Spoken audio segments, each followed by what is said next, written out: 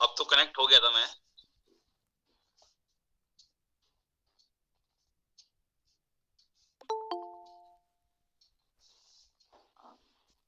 आ गया। और हरीश जी और महेश जी आज आएंगे क्या?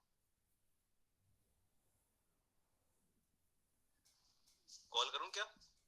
पूछ लीजिए एक बार। हाँ।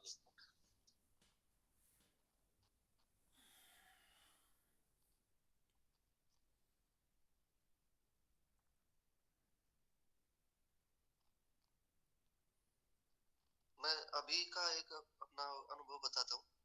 जी बिल्कुल। मेरे शरीर में कुछ भी परिवर्तन होता है तो मुझे पता चल जाता है।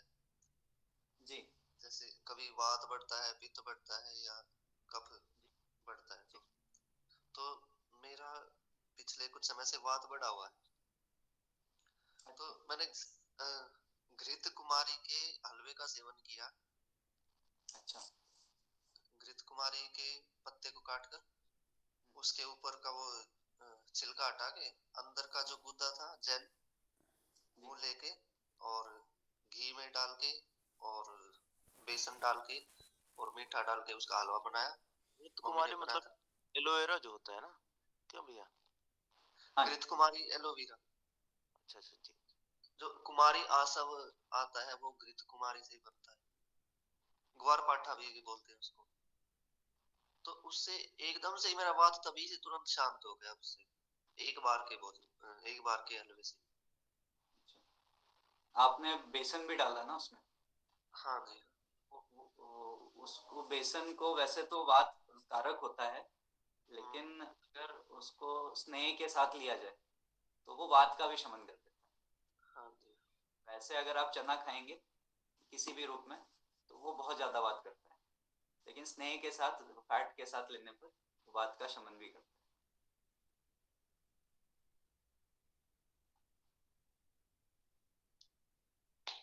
कपिल जी आपकी बात हुई, आ रहे हैं या हम करें?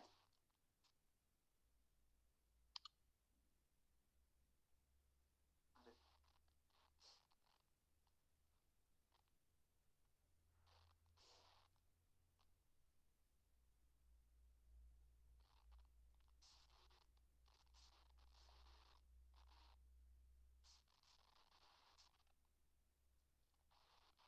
कपिल जी का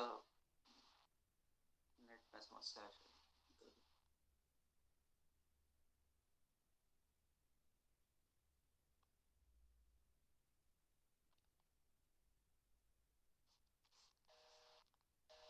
अच्छा उनको फोन आ गया इसलिए, कपिल जी फोन पर हैं इसलिए उनका नेट समाप्त।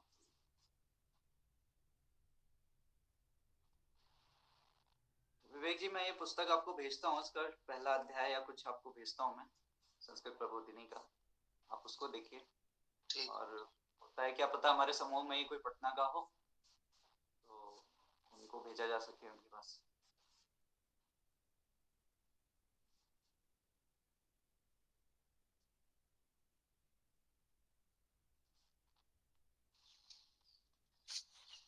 आ रहे हैं, अभी आ रहे हैं। कल वाले श्लोक तो स्मरण नहीं हुए मुझे अभी तक। आगे कैसे पढ़े?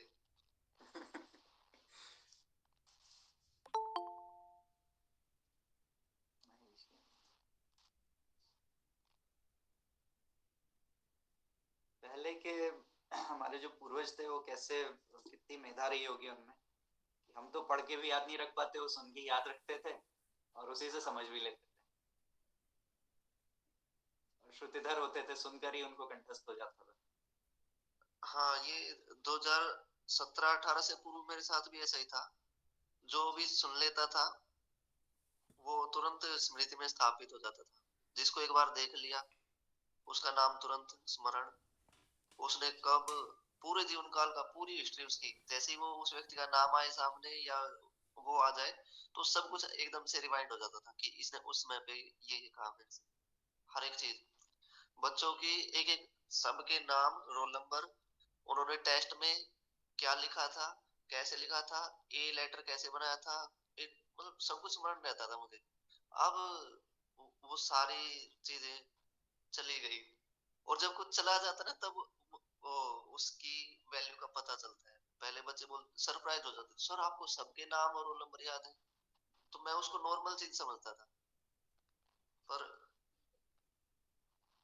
अब पता आपका चलता है छात्र कि अगर ईमानदार हो तो, मतलब अगर आपका छात्र जो है वो मेधावी हो तो उसके लिए अच्छा है, और थोड़ा सा हमारे जैसे मक्कार रहा हो तो बड़ा उसके लिए कठिन रहा होगा। तुरंत पकड़ा जाता होगा कुछ भी इधर उधर किया तो। चलिए, तो सब लोग आ गए हैं। प्राणेश जी आप इसकी रिकॉर्डिंग आप कर लीजिए, और सौरभ जी आप भी कर लीजिए। और आज वसंत पंचमी है, तो बड़ा अच्छा सौभाग्य है कि हमें वसंत पंचमी के दिन कुछ स्वाध्याय करने का अवसर मिला है। विवेक जी ने हम सबको जोड़ा, उनकी वजह से आज हम यहाँ पर हैं। तो सबसे पहले भगवान नारायण का नाम 4 बार स्मरण करें। नारायण नारायण नारायण नारायण।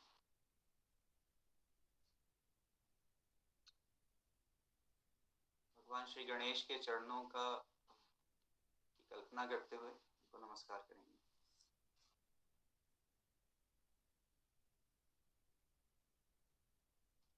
माँ सरस्वती के विग्रह की कल्पना करते हुए उनको नमस्कार करेंगे।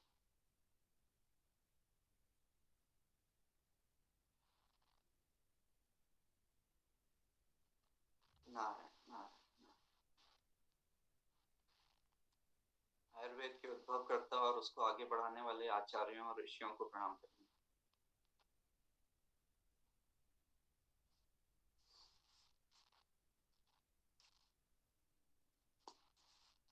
जैसे मैंने पहले दिन बताया था कि हमारे धर्म में कई सारे दर्शन हैं और अलग अलग दर्शनों में असंख्य संप्रदाय हैं। तो ऐसे एक पंचरात्र संप्रदाय होता है। तो पंचरात्र संप्रदाय के शास्त्रों में एक बात आती है कि कोई भी हम अगर उपचार मानसोपचार पूर्वक करते हैं, जैसे कि हम मंत्र पढ़ के भी प्रणाम कर सकते हैं, और हम यज्ञ यज्ञाग्नि प्रज्वलित करके भी आहुति दे सकते हैं। लेकिन यदि इस किसी भी कार्य को मानसिक रूप से किया जाए तो उसको वास्तविक किया जाए, उसके वनस्पत यदि मानसिक रूप से किया जाए तो मानसिक रूप से करने से 10 गुना अधिक पुण्य मिलता है। तो मंत्र का वैसे तो मंत्र विज्ञान में शब्द विज्ञान भी है, मंत्रों की उच्चारण ध्वनि से भी कई चमत्कारिक प्रभाव होते हैं। लेकिन उसकी एक मूल भावना ये भी है कि हम जो बोल रहे हैं उसकी कल्पना करें तो हमारे हृदय में हमारी चित्त वृत्ति वैसी बने, और वृत्ति जैसी बनेगी वैसा ही हमारा संकल्प होगा, और संकल्प से ही सृष्टि बनी है, उसी से सब कुछ होता है। तो मानसिक प्रणाम करना भी अपने आप में एक बहुत अधिक पुण्यदायी कार्य है। मंत्र पढ़ के प्रणाम करना भी अच्छा है, और मानसिक रूप से करना पंचरात्र संप्रदाय के अनुसार 10 गुना अधिक पुण्य देता है। और ऐसा वेदांत में भी आता है। एक दाशुर ऋषि की कथा आती है, जिन्होंने पेड़ पर स्थित होकर के, पेड़ पर चढ़ करके मानसिक रूप से ही सारे यज्ञ होते हैं वो सारे यज्ञ किए, और उनको उन सबका कई गुना अधिक पुण्य। तो विषयांतर होगा। अब विवेक जी ने कल एक बड़ा अच्छा संकेत किया था कि सूत्र का संस्कृत में पाठ किए बिना वो ज्ञान हृदय में धारण नहीं होता है। तो हमारी वैसी योग्यता तो नहीं है, लेकिन विवेक जी की प्रेरणा से अब हम इसका एक बार पाठ करते हैं। कल हमने जो 7 श्लोक पढ़े थे, और विवेक जी ने इसमें रिकॉर्ड करके भी भेजा था, तो जो हम लोग नहीं पढ़ पाते हैं तो हम उसको सुन सुन कर करें तो काफी अच्छा रहेगा। अष्टांग हृदय सूत्र स्थानम प्रथमोध्याय। पहला श्लोक हम पढ़ रहे हैं। रागादि रोगान सततानुशक्तान शेषकाय प्रसतान शेषान औत्सुक्य मोहारते जंघान औत्सुक्य मोहारतितान जघान यो पूर्व वैद्याय नमोस्तु तस्मै। ये मंगलाचरण का श्लोक है। इसमें अष्टांग हृदयकार कह रहे हैं कि राग आदि जो मानसिक रोग हैं, इनसे मनुष्य सदा ही पीड़ित रहता है, और इन सब को दूर करने वाले जो अपूर्व वैद्य हैं, यानी कि जो प्रथम वैद्य, उनसे पहले जो कोई इस तरह का वैद्य नहीं हुआ, यानी कि भगवान, जिन भगवान ने आयुर्वेद का अवतरण करवाया, आयुर्वेद को हमें हमारे लिए प्रकाशित किया, उनको नमस्कार। अब यहाँ पर संक्षेप में एक एक श्लोक के बारे में एक एक उसका कोई सारगर्भित बात संक्षेप में भी हम बात करते हुए आगे चलेंगे। तो यहाँ पर ये कहा कि रागादि रोगान यानी जो मानसिक रोग है उनसे मनुष्य संतृप्त रहता है, उसके बारे में कहा। बाकी और वात पित्त कफ इन सब चीजों के बारे में प्रथम श्लोक में नहीं कहा। इसका कारण ये है कि हमारी संस्कृति में ये कहा जाता है कि जो भी दुख का कारण है वो बुद्धि का दोष अथवा हमारे अंतःकरण में ही कहीं ना कोई गलती होती है, उसी से शारीरिक दोष भी उसी से होता है। तो यदि हमारा मन सही है तो हम आलू के चिप्स खाएंगे क्यों?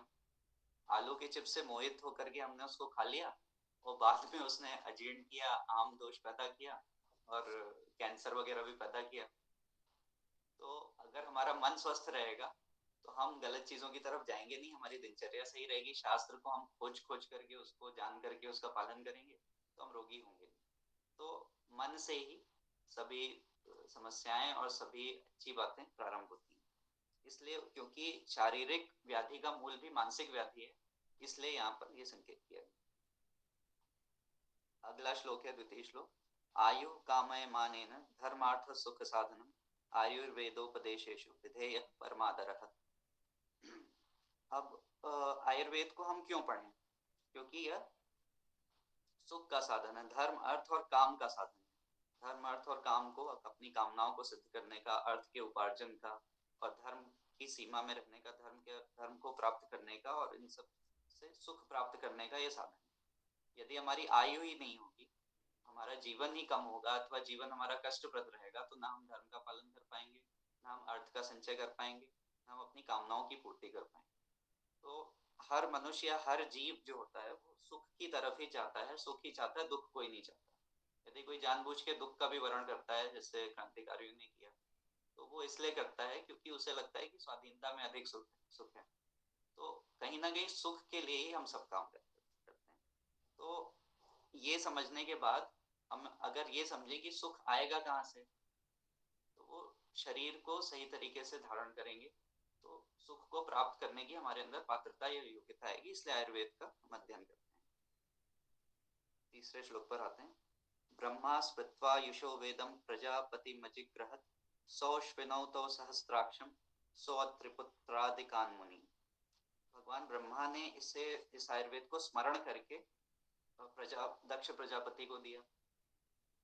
ब्रह्मा जी ने भी इसका आविष्कार नहीं किया, इसको स्मरण किया, क्योंकि योग वासिष्ठ में भगवान राम को उनके गुरु जी वशिष्ठ भगवान बताते हैं कि ब्रह्मा जब सृष्टि की रचना करते हैं वो स्मरण करते हैं कि इस ब्रह्मांड प्रलय के पहले जो ब्रह्मांड था वो कैसा था, और हमारे अगल बगल जो और ब्रह्मांड है असंख्य हैं, लेकिन मान लीजिए हमारे आसपास जो 14 ब्रह्मांड है या और सप्त ब्रह्मांड है वो किस प्रकार के हैं, ये स्मरण करते हैं और उसके अनुसार वो आगे की सृष्टि की रचना पुनर्रचना उसकी करते हैं। तो उन्होंने ब्रह्मा जी ने जब हमारा ये ब्रह्मांड बनाया जिसमें हम बैठे हैं, तो उन्होंने इसका स्मरण किया कि आयुर्वेद कैसा होता था और उसको पुनः प्रकाशित किया। और उसके बाद उन्होंने दक्ष प्रजापति को दिया। दक्ष प्रजापति ने अश्विनी कुमार जो 2 भाई हैं उनको दिया, और उन्होंने इंद्र को दिया, उन्होंने अत्रिपुत्र को दिया और आदि मुनियों को दिया। चौथे श्लोक पर आते हैं। तेग निवेशा दिकांस्ते तो पृथक तंत्राणि ते निरे तेभ्योति विप्रकीर्णेभ्य प्रायः सारतरोच्चयः। उन अत्रिपुत्र और अन्य मुनियों ने अग्निवेश, पराशर, इन अन्य ऋषियों को दिया और इन सब ने पृथक पृथक तंत्रों की रचना की। जैसे आयुर्वेद में 8 अंग भी हम पढ़ चुके हैं। उन हर अंग के अलग अलग तंत्र की रचना अलग अलग ऋषियों ने अपना अपना स्पेशलाइजेशन के हिसाब से किया, अपनी अपनी विशेषज्ञता के अनुरूप। तो ये तंत्र अति विप्रकीर्ण थे, अर्थात बिखरे हुए थे, प्रकीर्ण थे, कई जगह बिखरे हुए थे, और इन सब का सार लेकर के सार का भी सार था, उसको लेकर के अष्टांग हृदयकार ने यहाँ पर उच्चारित किया है। पंचम श्लोक पर आते हैं। क्रियते अष्टांग हृदयम नाति संक्षेप विस्तरम काय बाल ग्रहोर्ध्वांग शल्य दंष्ट्रा जरावृषान। तो इन सब का सार का भी सार लेकर अष्टांग हृदयकार ने इस अष्टांग हृदय की ग्रंथ की रचना करी है, जो कि नाति संक्षेप विस्तरम, ना अति संक्षेप में है और ना अधिक विस्तार में। इतने विस्तार में नहीं है कि हम कलयुग के मनुष्य उसको धारण करके जान ना सकें, और इतना संक्षेप में भी नहीं है कि इतना गूढ़ार्थ हो कि हम उसको ग्रहण न कर सके, हम समझ ना सके। और इसमें 8 अंगों का वर्णन किया गया है। काय, बाल, ग्रहोर्ध्वांग, शल्य, दंष्टा, जरा, वृषण। काय चिकित्सा अर्थात सामान्य जो रोग होते हैं, जनरल मेडिसिन, और बाल चिकित्सा अथवा कौमार वृत्ति भी इसको कहते हैं। ये पीडियाट्रिक्स या किशोर, जो बालक और किशोर वय के लोग होते हैं, उनके रोगों का इसमें विशेषज्ञता होती है। ग्रह चिकित्सा, जैसे नजर लग जाना या कोई प्रेत बाधा होना, या ग्रहों के दुष्प्रभाव से, हमारे पूर्वकृत कर्मों के दुष्प्रभाव से और पाप कर्म के फल से जो रोग होते हैं, उसकी चिकित्सा ग्रह चिकित्सा के अंग में करी जाती है। फिर ऊर्ध्वांग अथवा शालाक की चिकित्सा, क्योंकि ईएनटी बताता है, जिसमें आंख, नाक, कान, गला ये सब आता है। तो विवेक जी बता रहे थे कि ये शालाक के शब्द जो है शलाका से निकला है। शलाका अथवा जो जैसे सुई जैसी होती है, नुकीली नहीं होती, उससे भंजन वगैरह लगाते हैं, और बाकी जगह भी कान आदि में भी उसका प्रयोग हो सकता है, और अन्य जगह भी जैसे मुख के लिए, दांत के लिए, कई जगह उसका प्रयोग हो सकता है। तो उसको शालाक की चिकित्सा कहते हैं। अथवा ऊर्ध्वांग, ऊर्ध्व मतलब ऊपर, अंग मतलब ऊपर के अंग, ऊर्ध्वांग चिकित्सा कहते हैं। फिर शल्य चिकित्सा यानी कि सर्जरी। दंष्टा चिकित्सा, जिसको अगध तंत्र भी कहते हैं, इसको विष चिकित्सा भी कहा जा सकता है। इसमें हम विष, प्रतिविष और जितने भी विषैले पदार्थ हैं उनसे जो समस्या होती है, उनका निदान किया जाता है। इसके बाद है जरा चिकित्सा। इसमें रसायन औषधियों से यौवन को बरकरार रखने के उपाय किए जाते हैं, और जरावस्था से जो वात, जरावस्था में वात प्रकोपित होता है, तो उससे जो रोग होते हैं उसका भी इसमें उपाय किया जाता है। फिर अंतिम में है वृष चिकित्सा। तो वृष चिकित्सा में इसको वाजीकरण तंत्र भी कहते हैं। ये हमारे रिप्रोडक्टिव और सेक्सुअल हेल्थ के लिए होता है, और इसका उद्देश्य ये है कि हम आगे आने वाले समय में अच्छी संतति को आगे समाज को दे सकें। अब छठे श्लोक पर आते हैं। अष्टावंगानि तस्याहुः चिकित्सा येषु संश्रिता, वायु, पित्तम, कफश्चेति त्रयो दोषा समासतः। तो ये अष्ट अंग हैं आयुर्वेद के, जिसके आधार पर ये चिकित्साएं करी जाती हैं, और इसका एक मूल जो सबसे बड़ा सिद्धांत है वो है त्रिदोष सिद्धांत। ये शरीर में 3 दोष बताए हैं, वायु यानी कि वात, पित्त और कफ। कफ को श्लेष्मा भी कहते हैं। तो इसमें यहाँ पर हमें इसका जो क्रम दिया हुआ है वो देखना आवश्यक है, क्योंकि इसी क्रम में कोड के आधार पर आगे श्लोकों में सारी बातें बताई गई। तो वात, पित्त और कफ है, कफ, पित्त और वात नहीं है, पित्त, कफ और वात नहीं है। हमारा जो हमें स्मरण रखना है वो क्रम को स्मरण रखना है, पहले वात, फिर पित्त और फिर कफ। ये कफ होता है, कफ नहीं है। 7वें श्लोक पर आते हैं। विकृता विकृता देहम नंदिते वर्तयन्ति च, ते व्यापिनो बृहन्नारो हिरण्याभ्यो रथो मध्योर्ध्व संशया। अब मैंने अभी बताया कि इसका क्रम स्मरण रखना है, वो इसलिए रखना है क्योंकि 7वें श्लोक का अंतिम पद देखें, हिरण्याभ्यो रथो मध्योर्ध्व संशया। तो पहले पद में एक है विकृता विकृता देहम नंदिते वर्तयन्ति च, मतलब ये 3 दोष जो हैं ये विकृत और अविकृत अवस्था में रहते हैं। इसी से आयुर्वेद का हर प्रकार का डायग्नोसिस किया जाता है। विकृत क्या होता है? विकृति 2 प्रकार की होती है।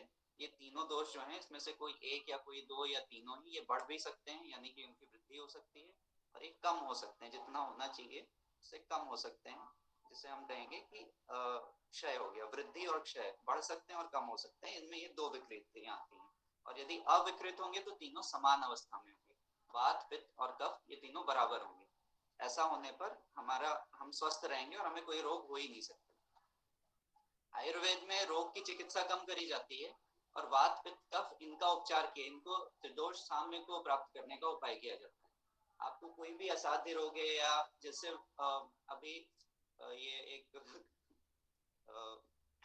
रोग बताते हैं, अब पता नहीं क्या है, कि कोरोना आया है, तो कोरोना का उपचार तो किसी शास्त्र में लिखा नहीं, इस नाम की बीमारी का भी कोई उल्लेख नहीं है, फिर भी बताते हैं कि आयुर्वेद से कई लोग सही हो गए। तो वो ऐसे सही हो जाते हैं कि हमें त्रिदोष चिकित्सा करनी है। हम देखें कि जो इस रोग का रोगी है उसके वात पित्त और कफ में क्या बढ़ा हुआ है, किसकी वृद्धि हुई है, किसकी क्षय हुई है, इसको हम समान ला दें तो वो कोरोना हो अथवा कैंसर हो अथवा कुछ भी हो वो अपने आप सही हो जाता है। भारत का कानून ये है कि आयुर्वेद में कोई ये नहीं कह सकता कि हम कैंसर का उपचार करते हैं। कई लोग कहते होंगे, उनके खिलाफ कोई कार्रवाई नहीं कर रहा है, ये अच्छी बात है, लेकिन अगर कोई आ जाए बदमाश व्यक्ति तो वो उनके खिलाफ कार्रवाई कर सकता है कि आपने कैसे बोल दिया कि कैंसर का इलाज होता है। कैंसर का इलाज नहीं होता, कैंसर का इलाज तो एलोपैथी में ही होता है। तो ये हमारे कानून है गुलामों के। लेकिन फिर भी जो उपचार करते हैं वो इस कानून के एक लूपहोल का प्रयोग करके उपचार करते हैं कि हम कागज पर कहीं नहीं कह रहे कि हम कैंसर का उपचार कर रहे हैं, हम आपके वात पित्त और कफ का उपचार कर रहे हैं और वो सही हो जाने से आपका कैंसर भी स्वतः सही हो जाएगा। हमने कैंसर की चिकित्सा नहीं करी, हमने वात पित्त और कफ की चिकित्सा करी। तो अब हम आते हैं कि वात पित्त और कफ ये क्रम को क्यों स्मरण रखना था। अंतिम ये शरीर में हमारे व्याप्त रहते हैं तीनों दोष। कहाँ व्याप्त रहते हैं तो बताया है, हृन् नाभ्यो रधो मध्योर्ध संशया, हृदय और नाभि के अधो मध्य और ऊर्ध्व में ये संश्रित होकर के व्याप्त रहते हैं। अब यहाँ पर ये नहीं बताया कि अधो में कौन सा है, मध्य में कौन सा है और ऊर्ध्व में कौन सा है, क्योंकि इन्होंने इस क्रम में बताया है। पहले इन्होंने कहा है हृदय और नाभि के अधो में, तो पहला हमारा जो दोष का क्रम था उसमें पहला दोष था वायु अर्थात वात, तो वही क्रम हम यहाँ भी लेंगे। वो उन्होंने ये नहीं कहा कि नीचे वात है, उन्होंने कह दिया नीचे ऊपर, नीचे बीच में और ऊपर है। अब हम खुद देखें कि पहला कौन सा था, पहला वात था तो वात नीचे है, फिर दूसरा कौन सा था, पित्त है तो पित्त मध्य में है, और कफ अंत में है तो अंत में यहाँ पर लिखा है ऊर्ध्व, तो कफ जो है ऊर्ध्व भाग में रहता है। यानी कि कफ दोष जो है वो हमारे हृदय के ऊर्ध्व भाग में रहता है, और पित्त दोष जो है वो हृदय से नाभि के मध्य में रहता है, और वात दोष जो है वो नाभि के नीचे के अंगों में रहता है। इसका मतलब ये नहीं है कि ये यही रहता है, ये इसके रहने का प्रमुख स्थान है, और यहीं रहे तो अच्छा रहेगा, अन्य जगह जाएगा तो समस्या उत्पन्न करेगा। जैसे अगर कुछ वर्षा ऋतु में कोई गलत खा लेगा, गरिष्ठ भोजन कर लेगा तो उसको गैस होगी, गैस ऊपर चढ़ जाएगी, तो यहाँ पर शूल उठता है, दर्द होने लगता है। तो वात का स्थान नाभि के नीचे है लेकिन वो ऊपर आ गया क्योंकि आपने वात कारक पदार्थ खा लिया, तो यहाँ पर शूल हो रहा है, तो वो अपने स्थान से हट गया। इसका ये अर्थ है। इसका ये अर्थ नहीं कि वो वात के सारे रोग नीचे ही होते हैं, हालांकि वात के अधिकतर रोग आपको नीचे ही होंगे क्योंकि वही उसके रहने का स्थान है, लेकिन किसी भी दोष का रोग किसी भी स्थान पर हो सकता है। इसका ये अर्थ नहीं कि वहीं होता है, इसका ये अर्थ है कि उसका मुख्य स्थान है। अब हम आगे बढ़ते हैं, अब आज से हम नए श्लोक पढ़ेंगे। मैंने उसमें भेजा भी है, आप देख लीजिए, उसको चाहें तो साथ में खोल सकते हैं, और पुस्तक भी खोल सकते हैं, पुस्तक में पृष्ठ संख्या 45 पर।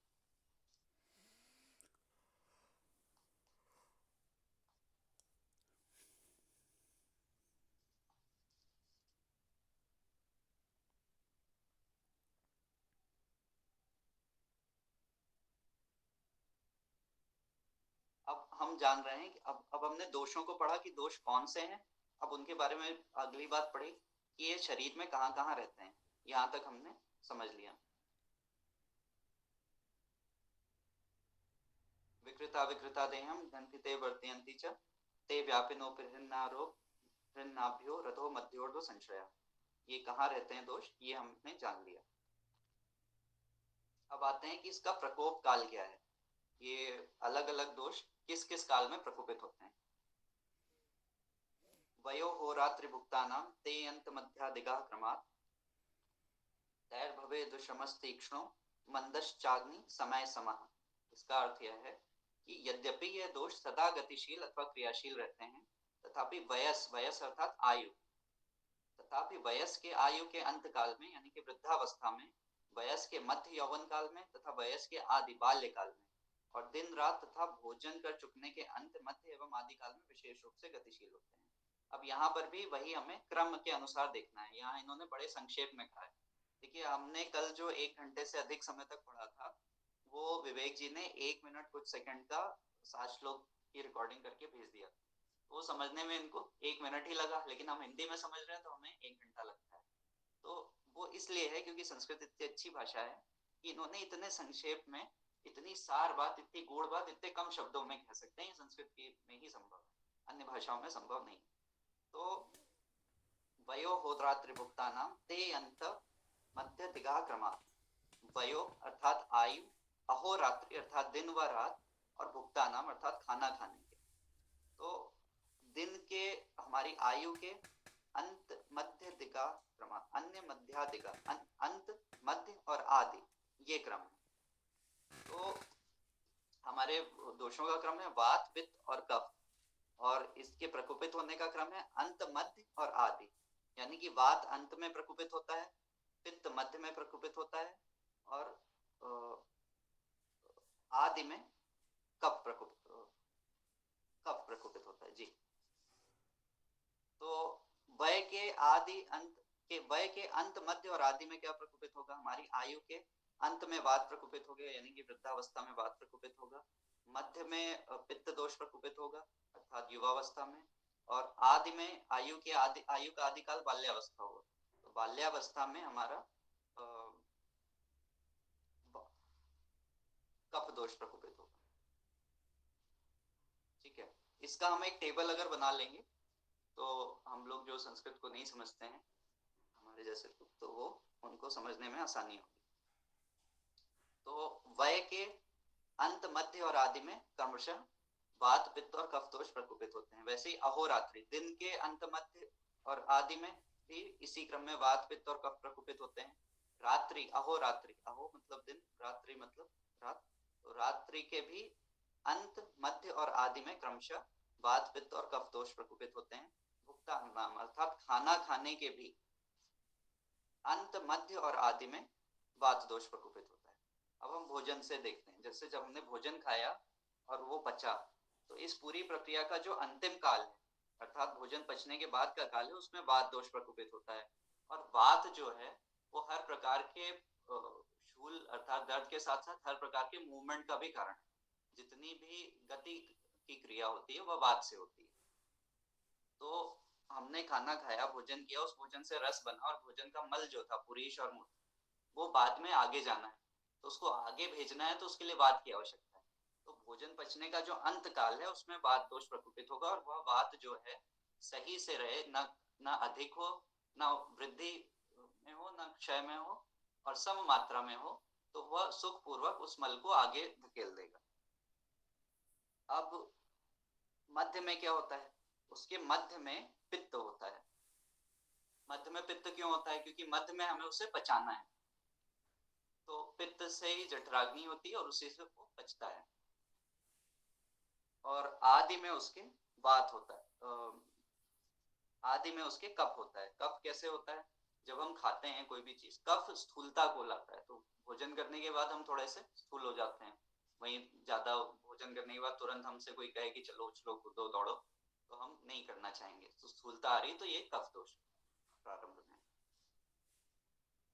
तो इसका ऐसे पढ़ने में हो सकता है उतना अच्छा ना समझ में आए, लेकिन जैसे इसको हम टेबल बनाएंगे तो बड़े अच्छे से हमें समझ में आ जाएगा। वय अर्थात आयु के अंत मध्य और आदि में क्रमशः वात पित्त और कफ होता है। यानी कि बाल्यावस्था में कफ दोष होता है, युवावस्था में पित्त दोष होता है, और वृद्धावस्था में वात दोष होता है।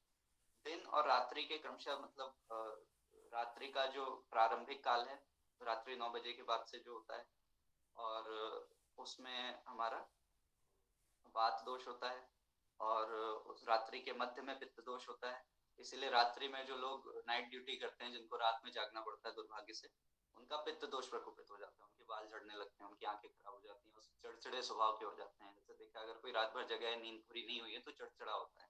उसका एक कारण होता है रात्रि के मध्य काल में जागने से पित्त दोष। और रात्रि के अंत काल में वात दोष होता है, रात्रि के मध्य भाग में पित्त दोष होता है, और रात्रि के आदि काल में कफ दोष होता है। तो जब कफ दोष है उस समय स्थूलता आती है, आलस्य आता है, तो उस समय अगर हम सो जाएं तो बड़ा अच्छा रहता है। और इसके अगले पद में दोषों का अग्नि पर प्रभाव बता रहे हैं। तैर भवे द्विषमस तीक्ष्णो मंदश्चाग्नि समय समय। इसका क्या अर्थ है? उक्त वात आदि दोषों के प्रभाव से, अर्थात उसकी इनकी वृद्धि से अग्नि, जैसे कि जठराग्नि अथवा धात्वाग्नि, कई सारी अग्नियां होती हैं, इसको हम पढ़ेंगे आगे क्या होता है। वात आदि त्रिदोषों के प्रभाव से अग्नि भी दोषों के क्रम से विषम, तीक्ष्ण और मंद हो जाता है, तथा इन तीनों के सम मात्रा में रहने पर अग्नि भी समप्रमाण में रहता है। अब क्या बताया? जैसे हमारे दोषों का क्रम है, अग्नि पे क्या प्रभाव पड़ता है दोषों का, ये क्रम में बताया। ये क्रम है विषम, तीक्ष्ण और मंद। अब इसको कैसे समझे कि अग्नि क्या है? अग्नि से पहले यहाँ पर तात्पर्य ये आप समझे कि आग का जलना, लपट का निकलना नहीं है। अग्नि एक रासायनिक प्रक्रिया है, केमिकल रिएक्शन को आप समझिए कि अग्नि। तो खाना पचना एक केमिकल रिएक्शन है, उसको भी अग्नि कहेंगे, वो जठराग्नि। और जैसे भोजन हमने लिया, भोजन से रस बना, रस से रक्त बनना है, तो कुछ ना कुछ केमिकल रिएक्शन होगा, सेलुलर लेवल पे, कोशिकीय स्तर पे कोई रासायनिक प्रक्रिया होगी, उससे ही जो रस है वो रक्त में परिवर्तित होगा, बायोकेमिकल रिएक्शन कोई ना कोई हो। तो उस रिएक्शन को हम धात्वाग्नि कहते हैं। तो ये जो बायोकेमिकल रिएक्शंस हैं, जैसे कि खाना पचना भी एक बायोकेमिकल रिएक्शन है, तो इस पर क्या प्रभाव पड़ता है तीनों दोषों का, उसका क्रम बताया है कि ये अग्नि अर्थात केमिकल रिएक्शन जो होता है, ये विषम, तीक्ष्ण और मंद हो जाता है, ये क्रम है।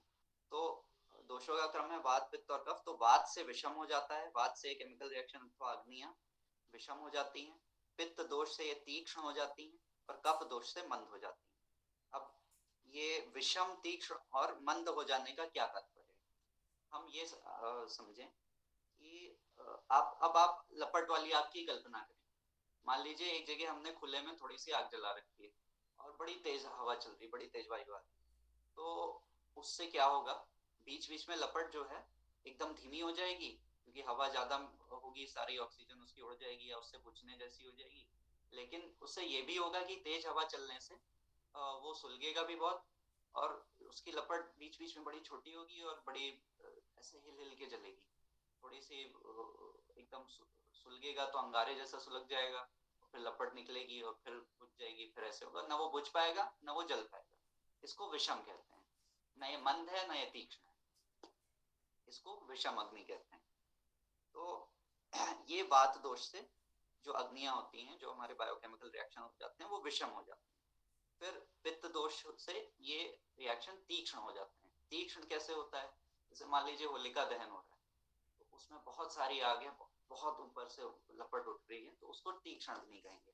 फिर मंद अग्नि क्या होगी? हवा भी नहीं चल रही है, वो विषम नहीं है, मतलब कभी बढ़ रहा है कभी कम हो रहा है, ऐसा नहीं, बड़ी धीमी सी आग है, वो उसको मंदाग्नि भी कह सकते हैं। तो हमारे जो शरीर में बायोकेमिकल रिएक्शन है, जिसको हम आयुर्वेद में अग्नियां कहते हैं, इसमें जठराग्नियां होती हैं, धात्वाग्नियां होती हैं और अग्नियां होती हैं। तो अगर मुझे वात दोष हो रहा है तो मेरा पाचन जो है वो विषम हो जाएगा, और अन्य भी शरीर में जो रक्त बनने की प्रक्रिया है, मांस बनने की प्रक्रिया है, वो विषम हो जाएगा। तो कुछ बनेगा, कुछ नहीं बनेगा, और इससे बीच में क्या होगा कि कुछ दोष पैदा हो जाएंगे। आपका रस गया, रस से रक्त बनना है, तो कुछ कुछ मात्रा में जो रस है वो पूरी तरह से बहुत अच्छा खून बना देगा, और कुछ कुछ जो ब्लड सेल्स बनेंगी वो बहुत अच्छे से नहीं बन पाएंगी और उसका कुछ कचरा बच जाएगा। अब अगर तीक्ष्ण है तो सारा ही बड़े अच्छे से बन जाएगा, और इतने अच्छे से बन जाएगा कि आपका रस कम पड़ जाएगा। वो रस कम पड़ जाएगा तो वो क्या करेगा, वो मांस को ही, मसल वेस्ट जिसको एलोपैथी में कहते हैं, वो मांस को ही खा करके और रक्त बना देगा, हमारा जो बॉडी मेटाबॉलिज्म है। अब यदि वह मंद होगा, कफ दोष से अग्नियां मंद हो जाती हैं, तो वो हमारा जो भी रस है, जो भी चीजें, वो जमा होने लगेगी, तो फिर शरीर स्थूल होने लगेगा। जो हम भोजन करेंगे वो हमारे मोटापे में जमने लगेगा, और उससे आगे मांस नहीं बनेगा, उससे आगे रक्त नहीं बनेगा, वो बस जमता ही जाएगा, क्योंकि हमारी अग्नि मंद है। जब अग्नि मंद होगी तो आप ईंधन उसमें डालते जाएंगे तो लकड़ी वैसी की वैसी पड़ी रह जाएगी। इस तरीके से हम इसको कल्पना कर सकते हैं, विजुलाइज कर सकते हैं। वयो होरात्रिभुक्तानां ते अंतमध्यादिगाक्रमात् तैर्भवेत् द्विषमस्तीक्ष्णो मंदश्चाग्नि समय समान। अब अगले श्लोक पर आते हैं। क्रोष्ठ क्रूरो मृदुर्मध्यो मध्यस्यात्यै समयरपि शुक्रार्तवैस्तर्जन्मादौ विषेणेव विषक्रमे। इसका अर्थ यह है दोषों का कोष्ठ पर प्रभाव। कोष्ठ क्या होता है? हमारे जो डाइजेस्टिव पार्ट होता है, इसमें यहाँ पर हमारा पेट होता है, जिसको अच्छा, डाइजेस्टिव पार्ट के अलावा इसमें और भी कुछ चीजें आती हैं। तो कोष्ठ कहते हैं आमाशय, अर्थात हमारा जो पेट है, जहाँ पर आम संस्कृत में कहते हैं कच्चे पदार्थ को। जैसे जो कच्चा रस है, रस जो बना, वो रस ठीक से पका नहीं धात्वाग्नि में, तो कच्चा रस रह गया, उसको आम रस कहते हैं। वो आम दोष होकर फिर ज्वर आदि पैदा करता है। तो आम का अर्थ आप कच्चा समझिए। तो जहाँ पर कच्चा खाना हमारा संग्रहित रहता है, स्टोर रहता है, उसको हम आमाशय कह सकते हैं, जो कि हमारा स्टमक होता है। तो आमाशय हो गया, पक्वाशय हो गया, अंतन्याशय हो गया, इसमें पैनक्रियाज और अपना ये लीवर ये सब आता है। फिर मूत्राशय भी इसमें आता है, यानी कि यूरिनरी ब्लैडर, रक्ताशय, हृदय। अच्छा, अब एक बात मैं बार बार कहता हूँ कि हिंदी में अथवा हमारे सामान्य बोलचाल में जो भाषा में जो शब्दों का अर्थ होता है, संस्कृत में वो शब्द नहीं का अर्थ वैसा नहीं होता है। और संस्कृत में भी विशेष रूप से आप किसी एक अलग शास्त्र में जाएंगे तो उसमें भी उसका कुछ विशेष अर्थ होता है जो शास्त्र के बाहर शायद नहीं होता है। अब यहाँ पर आ रहा है, यहाँ पर लिखा है रक्ताशय और एक लिखा है हृदय। तो हिंदी में हम जिसे हृदय कहते हैं या दिल कहते हैं या अंग्रेजी में हार्ट कहते हैं, आयुर्वेद में उसे हृदय नहीं कहते। हृदय जो है वो एक नाड़ी है। हृदय एक नाड़ी का नाम है और हिंदी में हम जिसे हृदय कहते हैं उसे यहाँ पर रक्ताशय कहते हैं आयुर्वेद में। तो रक्ताशय हो गया, यानी कि दिल हो गया। हृदय हो गया, अर्थात उसके पीछे एक नाड़ी होती है, वो हो गया। उंडुक, उंडुक क्या है? जहां पर लार्ज इंटेस्टाइन और स्मॉल इंटेस्टाइन मिलती है, वहां पर एक थैली जैसा, पाउच के जैसा एक अंग होता है, उसको उंडुक कहते हैं। तथा फुफ्फुस, फुफ्फुस कहते हैं फेफड़ों को। इन अवयवों की परिधि को आयुर्वेद शास्त्र में कोष्ठ नाम से परिभाषित किया गया है। तो कोष्ठ क्या है? आमाशय यानी कि पेट, पक्वाशय, अंतन्याशय ये पैनक्रियाज और ये सब हमारा लीवर वगैरह, मूत्राशय यूरिनरी ब्लैडर, रक्ताशय हृदय, उंडुक यानी कि इंटेस्टाइन और लार्ज इंटेस्टाइन स्मॉल इंटेस्टाइन के बीच का जो पाउच है, और फेफड़े, ये सब जो है हमारे, इनको हम कोष्ठ कहते हैं। तो कोष्ठ पर हमारा ये जो कोष्ठ है, इस पर त्रिदोषों का क्या प्रभाव पड़ता है? इससे हमारे जो कोष्ठ है वह क्रूर, मृदु और मध्य रूप में रहता है। अब ये क्रूर कोष्ठ, मृदु कोश और मध्य कोश क्या है, ये अभी पढ़ेंगे तो बहुत ज्यादा विषयांतर हो जाएगा, फिर इस एक श्लोक में ही पूरा 1-2 दिन निकल जाएंगे, इसलिए ये आगे बताया है विस्तार में, तो वह हम पढ़ेंगे। अभी हमें कुछ चीजें सिर्फ रट लेने से भी लाभ होगा। तो वात दोष से क्रूर कोष्ठ होता है, पित्त दोष से मृदु कोष्ठ होता है, और कफ दोष से मध्य कोष्ठ, मध्यम कोष्ठ रहता है। और तीनों दोषों के सम रहने से भी मध्यम रहता है, ये यहाँ पर ध्यान देने वाली बात है। तो हर वैसे तो त्रिदोष साम्य जो है वो एक आदर्श स्थिति है जिसको हमें पाना चाहिए, लेकिन फिर भी अगर किसी का कोई एक दोष भी प्रकोपित होता है ना, तो उसकी कुछ अच्छी बातें होती हैं और कुछ बुरी बातें होती हैं।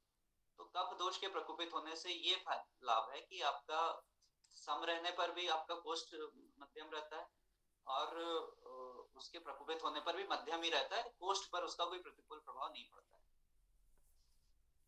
है। ऐसे ही पित्त दोष अगर यदि प्रकोपित होता है तो बाकी और कई समस्याएं हो सकती हैं।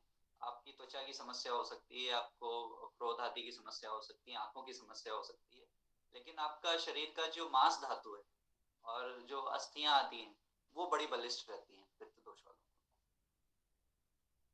तो मैं फिर से इसको संक्षेप में देखते हैं कि वात, पित्त और कफ के प्रभाव से क्रमशः कोष्ठ पर क्या प्रभाव पड़ता है। कोष्ठ हमारा क्रूर, मृदु और मध्य कोटि का हो जाता है। अब इसका अर्थ क्या है ये हम आगे पढ़ेंगे, यहाँ नहीं पढ़ेंगे। शुक्रा, अब इसके अगले पद पर आते हैं। शुक्रार्तवस्थैर जन्मादो विषेणेव विषक्रमे।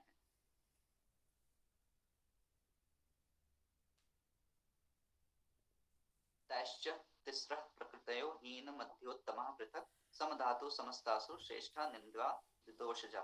अब ये बता रहे हैं कि जो बालक या मतलब जो शिशु पैदा होता है उस पे वात पित्त कफ उसका कैसे निर्धारित होता है। हम सबके शरीर की कोई ना कोई प्रकृति है, कोई कफ प्रधान है, कोई वात प्रधान है, कोई त्रिदोष साम्य का व्यक्ति होगा, यहाँ पर किसी का पित्त प्रधान होगा, कपिल जी पित्त प्रधान है। ये है ऐसा। तो ये कैसे निर्धारण होता है, हम वात दोष के क्यों हुए, कोई और पित्त दोष का ही क्यों हुआ, ये कैसे होता है, ये बताया।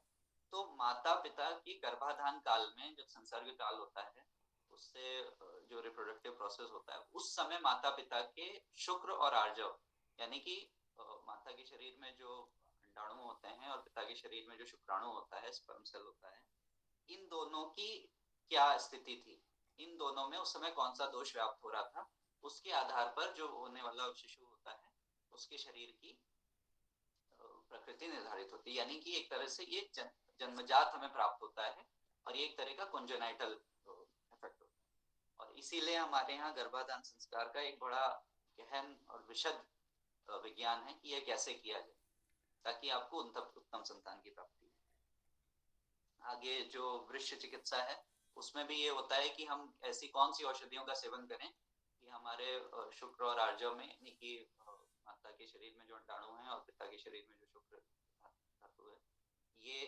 त्रिदोष साम्य इनमें कैसे उत्पन्न किया जाए। यदि दोनों का त्रिदोष साम्य होगा तो मतलब बालक जो है वो बढ़िया पैदा होगा। अब गर्भाधान काल में माता पिता के आर्तव तथा शुक्र में अधिकता से उपस्थित या वर्तमान उक्त तीनों वात पित्त कफ दोषों के अनुसार क्रमशः गर्भ की 3 प्रकृतियां बनती हैं। यदि वात दोष की अधिकता है माता पिता दोनों में तो बालक हीन प्रकृति का होता है। यदि माता पिता दोनों में पित्त दोष की अधिकता है तो वह मध्य प्रकृति का होता है तथा कफ दोष की अधिकता से उत्तम प्रकृति बनती है। यही सब में श्रेष्ठ मानी गई। जो प्रकृतियां दो दोषों से के मिश्रण से बनती हैं वह निंदनीय मानी जाती है और सम धातुष प्रकृति सबसे श्रेष्ठ होती है। तो त्रिदोष साम्य जो है वो सर्वश्रेष्ठ है, लेकिन आजकल वो होता नहीं। जब ग्रंथकार ने भी ग्रंथ की रचना करी होगी कई हजार वर्ष पूर्व, तो उस समय भी एक दोष प्रकोपित रहता रहा होगा, लेकिन अब आज के समय में अधिकतर लोगों में 2 दोष तो रहते ही रहते हैं। और अब जो समय आ रहा है, मुझे ऐसा लग रहा है कि अभी अधिकतर लोग महानगरों में जो लोग रह रहे हैं उनमें से अधिकतर के 3 दोष प्रकोपित हैं और आगे वाले समय में ये होगा। शुक्र एवं आर्तव किंबा रजस तथा वीर के मिश्रण से उत्पन्न गर्भ में वात आदि दोषों के गुण जैसे ही आ जाते हैं वैसे ही आ जाते हैं जैसे विष कृमि में विष के गुण आ जाते हैं। आप देखिए जैसे विष होता है उसमें भी एक कीड़ा पैदा हो जाता है, विष कृमि उसको बोलते हैं। जैसे कहते हैं कि शराब जो होती है वो स्टेरिलाइज करने का कार्य करती है, वो सभी बैक्टीरिया को मार देती है, लेकिन वो स्वयं भी एक बैक्टीरिया से ही बनता है, उसमें भी बैक्टीरिया एक पैदा रहता ही रहता है। तो ये सारी चीजें हैं कि हर प्रकार से जैसा भी माहौल होगा उसमें उसी प्रकार की प्रकृति वाले जीव पैदा हो जाते हैं।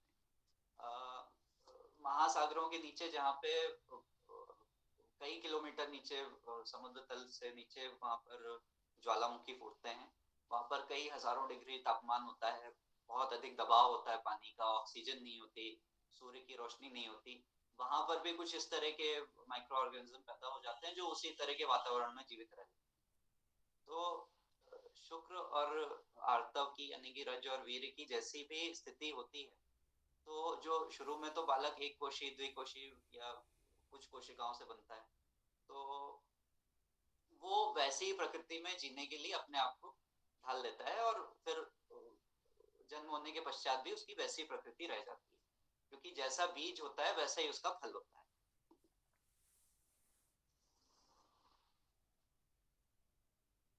तो कुल मिलाकर के यहाँ जो प्रकृतियों का वर्णन इन्होंने किया है वो 7 प्रकृतियां बताई हैं। एक है वात प्रकृति जो कि हीन प्रकृति, फिर पित्त प्रकृति जो कि मध्यम प्रकृति है, फिर कफ प्रकृति जो कि एक दोष प्रकोपित वालों में उत्तम है, फिर सम धातु प्रकृति, यानी कि जिनके सभी तीनों दोष समान हैं, दोष साम्य हैं, वो सबसे उत्तम है। यदि एक दोष आपका प्रकोपित हो तो ऐसे लोगों में वात प्रकृति वाले हीन कोटि के होते हैं, पित्त प्रकृति वाले मध्य कोटि के होते हैं, कफ प्रकृति वाले उत्तम कोटि के होते हैं, और इन तीनों से भी जो सर्वोत्तम है वो चतुर्थ कोटि का त्रिदोष साम्य वाला संतति होती है। फिर द्विदोषज प्रकृतियां में पांचवा जो आ रहा है वो वात पित्त प्रकृति के होते हैं, उनमें वात और पित्त दोनों प्रकोपित रहता है।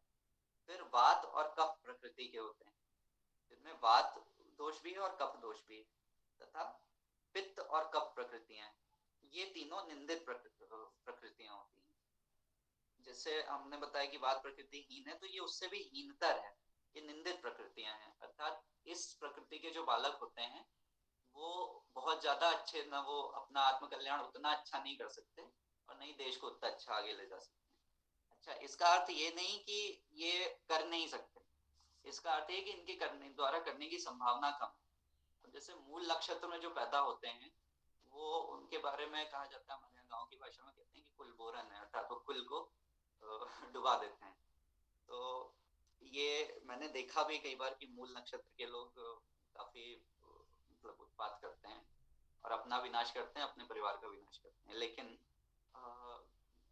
तुलसीदास मूल नक्षत्र में पैदा हुए और इस बात में क्योंकि उनके पिता का विश्वास था, इसलिए उन्होंने अपने बेटे को छोड़ दिया था कहीं और, उन्होंने भगा दिया था या किसी के यहाँ रख दिया, मुझे ठीक से ज्ञात नहीं है क्या किया था, लेकिन उन्होंने अपने पास नहीं रखा था।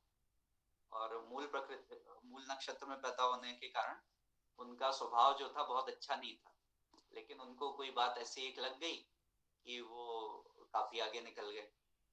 और मुगल काल में जब हमारे धर्म का ह्रास हो रहा था, उस समय उन्होंने जो किया है, तो कहीं ना कहीं ऐसे लोगों की वजह से आज भी हम यहाँ पर बैठे हैं। तो ये एक सामान्य सिद्धांत है, इसका मतलब ये नहीं कि वो कर नहीं सकता। जैसे कि अगर किसी का पैर नहीं है तो वो सामान्य चलना फिरना भी उसके लिए दुष्कर है। पहाड़ चढ़ना तो बहुत बड़ी बात है, लेकिन फिर भी ऐसे कई लोग होते हैं जो विकलांग होते हैं और वो एवरेस्ट पर चढ़ जाते हैं। तो इसका मतलब ये कि इन लोगों का एवरेस्ट पर चढ़ने की संभावना कम है। इसका मतलब ये नहीं कि हम कर नहीं सकते, हमें थोड़ा अधिक पुरुषार्थ लगेगा, हम फिर भी कर सकते हैं। तो अगर हमारी प्रकृति ऐसी कोई है तो उससे हमें ये नहीं सोचना चाहिए कि कुछ चीजें हमारे बस की नहीं है, हमारे वश में नहीं है। उसका अर्थ ये है कि हमें थोड़ी सी अधिक मेहनत करनी पड़ेगी, तो उससे हमें सकारात्मक रूप से लेना चाहिए कि अब तो हम और मेहनत करेंगे। तो अच्छा, इसमें अगर आप देखें कि वात और पित्त का इसमें युग्म है।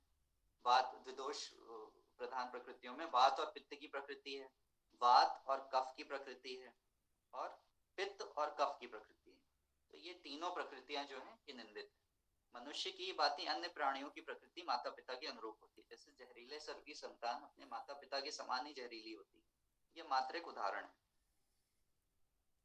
तो जैसे कि हमारे माता पिता की जो प्रकृतियां हैं कहीं ना कहीं वही हमारे अंदर भी आती हैं। अब यहाँ पर टीकाकार ने माता पिता का दिया है, तो अवश्य ये ऐसा कोई बहुत ज्यादा आवश्यक नहीं है कि हम माता पिता की प्रकृति लें। हो सकता है हमारे पितामह की, हमारी पितामही की, हमारे अन्य किसी सगे संबंधी की जिनसे हमारा कनेक्शन है, उनकी प्रकृति जो हमारे माता पिता के विपरीत हो वो भी हमारे अंदर आ सकती है, लेकिन इसकी संभावना कम होती है, माता पिता की आने की ज्यादा होती है। यहाँ पर टीकाकार से थोड़ा सा मेरा मतभेद है, हालांकि मैं इस लायक नहीं हूँ, लेकिन फिर भी जो मुझे लगा वो मैंने कहा। अगले पद पर आते हैं। तत्र रुक्षो लघु शीता खरा सूक्ष्म चलो नीलः। अब वात दोष के गुण बता रहे हैं। अब हम तीनों दोषों का गुण की चर्चा करेंगे। अब यहाँ पर ये समझने की आवश्यकता है कि आयुर्वेद में गुण का अर्थ क्या है। गुण का अर्थ कैरेक्टरिस्टिक है। गुण का अर्थ ये नहीं कि उसकी कोई बहुत अच्छी चीज हो, ये भी अर्थ नहीं कि खराब ही चीज हो। गुण का अर्थ उसका कैरेक्टरिस्टिक को, जिसे अंग्रेजी में कैरेक्टरिस्टिक कहते हैं, उसे आयुर्वेद में हम गुण कहेंगे। आगे जाकर के आप पढ़ेंगे कि इसमें अष्टांग हृदय में गौमांस के भी गुण बताए, तो वो इसलिए बताए हैं क्योंकि दोष का अर्थ तो यहाँ पर 3 दोष हैं। अन्य किसी चीज को यहाँ पर दोष नहीं कहा जाएगा, वो सबको गुण ही कहा जाएगा। जैसे अगर विष खाने से मनुष्य की मृत्यु हो रही है तो इसको विष का गुण बताएंगे, ना तो दोष बताएंगे ना तो अवगुण बताएंगे, क्योंकि गुण का अर्थात यहाँ पर कैरेक्टरिस्टिक। तो वात दोष के गुण क्या है? यह रुक्ष है अर्थात रूखा है। रूखा क्या होता है? जिसमें स्नेह ना हो, स्नेह कहते हैं आयुर्वेद में फैट को। तो जैसे तेल जो है वो रूखा नहीं होता, रूखे का विपरीत है, रुक्ष का विपरीत हो गया। ठीक है, तो यह रुक्ष है, लघु है, शीत है, खर है, सूक्ष्म है, चल है, अर्थात सदा गतिशील होता है। तो अब यहाँ पर ये जो कई सारी बातें हैं तो इन्होंने अलग अलग इसका ये बताया कि इसके गुण क्या हैं, इसको हम समझेंगे। और अब यहाँ पर क्या आता है कि हमें जैसे हम कानून पढ़ते हैं, मैं अपना उदाहरण आपको देता हूँ, तो हमें उसकी अलग से शब्दकोश उसका अलग से खरीदना पड़ता है। तो हमने एक शब्दकोश खरीदा तो 5,000 रुपए का था, एक पुस्तक, कोई बहुत बड़ी पुस्तक नहीं थी। तो वो इसलिए इतना महंगा है क्योंकि वो कानून का वही एक सर्वश्रेष्ठ शब्दकोश है। तो वो उसको अमेरिका का सुप्रीम कोर्ट से लेकर के भारत का उच्चतम न्यायालय तक सब जगह उस पुस्तक की मान्यता है। अब यदि आप पुस्तक दिखाएंगे तो वो न्यायाधीश को मानना पड़ेगा। तो उसी तरह आयुर्वेद के भी अलग शब्दकोश आते हैं, अगर हम इसको ले लें तो हमारा बड़ा लाभ होगा। अब यहाँ पर एक और बात है जो कि खेद के साथ बतानी पड़ेगी कि अष्टांग हृदय कर्ता ने अष्टांग निघंटु नाम से भी एक ग्रंथ लिखा था, जो कि उनके द्वारा रचित उन्हीं के ग्रंथ के लिए प्रयोग होने वाला शब्दकोश। लेकिन उसकी पांडुलिपियां अभी कम से कम 2 पुस्तकालयों में, एक मद्रास में एक अन्य स्थान पर उपस्थित है, लेकिन आज तक किसी भी प्रकाशक ने, निजी प्रकाशक ने अथवा किसी भी सरकार ने अथवा आयुष विभाग ने किसी ने भी उसको प्रकाशित करने की आवश्यकता नहीं समझी। तो जो यदि आप बहुत बड़े कोई शोधार्थी हैं अथवा आप सरकार में किसी बड़े विश्वविद्यालय में प्रोफेसर हैं और आप विशेष कष्ट उठाएं तो शायद आपको मिल जाए। और यदि आप ऐसे किसी व्यक्ति को जानते हैं जिसकी इस प्रकार से क्रेडिबिलिटी है, जिसको वो लोग दिखा सकें, तो कम से कम उसका स्कैन करवा के कुछ करके अगर इसको रख लिया जाए तो अच्छा है। तो भविष्य में क्या वो सड़ जाए गल जाए, सरकारी हिसाब से वहां पर रखा है, भगवान जाने उसका क्या होगा। आज तक कभी भी एक बार भी प्रकाशित नहीं हुआ, ऐसा नहीं कि कभी प्रकाशित हुआ था फिर आउट ऑफ प्रिंट हो गया, तो निर्णय सागर ने प्रकाशित किया, किसने किया, ऐसा कभी किसी ने आज तक प्रकाशित नहीं किया। अष्टांग निघंटु उस ग्रंथ का नाम है।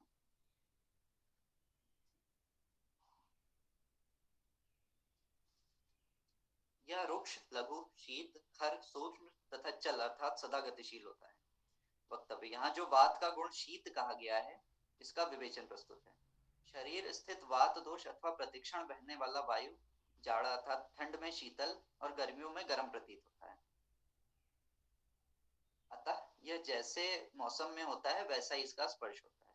वास्तव में यह वायु अनुष्णा शीत है, अर्थात न यह गर्म है और न शीतल है। शास्त्र में इसे योगवाही कहा गया है। ऐसे कुछ पुरुष भी होते हैं जिनका अपना कोई अस्तित्व नहीं होता और जहाँ जिस प्रकार के व्यक्ति की संगति में आते हैं वहाँ उसी के प्रकार से वो बात करने लगते हैं, उसी के रंग में रंग जाते हैं। तो ऐसा वात दोष में होता है।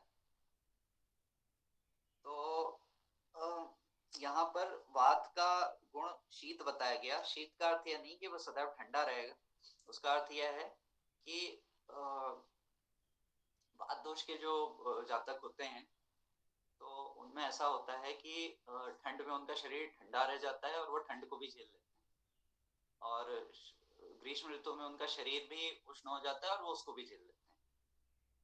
और जिसका इस प्रकार से नहीं होगा, अभी आगे हम पढ़ेंगे बाकी लोग का कैसा है, तो वो अपनी जो ऋतु उनके अनुकूल हो उसको अधिक परिमाण में झेल सकते हैं, अन्य ऋतुओं को नहीं झेल सकते। जैसे आपने देखा होगा, मैंने देखा था बचपन में जब हमारे यहाँ स्कूल में असेंबली होती थी तो धूप में कई बच्चे खड़े खड़े उसमें गिर पड़ते थे बीच में, और किसी किसी के चलते चलते नाक से खून आ जाता था। ऐसे लोग पित्त प्रकृति के हैं, तो ये ठंड को तो अच्छे से झेल लेते हैं लेकिन गर्मी को उतने अच्छे से नहीं झेल पाते। लेकिन वात प्रकृति, कफ प्रकृति के जो लोग हैं वो गर्मी को झेल सकते हैं उतने अच्छे से, ठंड को नहीं झेल सकते। और वात प्रकृति के लोग ये दोनों ऋतुओं को झेल लेते हैं। यहाँ पर इसका ये अर्थ है।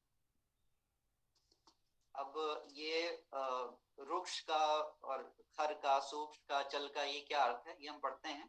पहले हम इन सारी चीजों को पढ़ लें कि सबका क्या है, वात का क्या है, पित्त का क्या है, कफ का क्या है, तब हम आगे इस पर आएंगे। तो वात के जो गुण हैं वो है रुक्ष, लघु, शीत, खर, सूक्ष्म और सदैव चलायमान। पित्त के गुण हैं स्निग्ध, तीक्ष्ण, उष्ण, लघु, विस्र, सर तथा द्रव।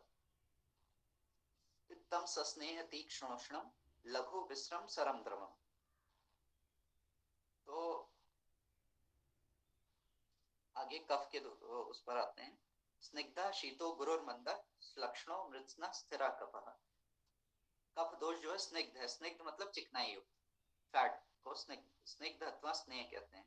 यह भी शीत है, गुरु है, मंद है, श्लक्षण है, श्लक्षण है, मृत्स्न है तथा स्थिर है।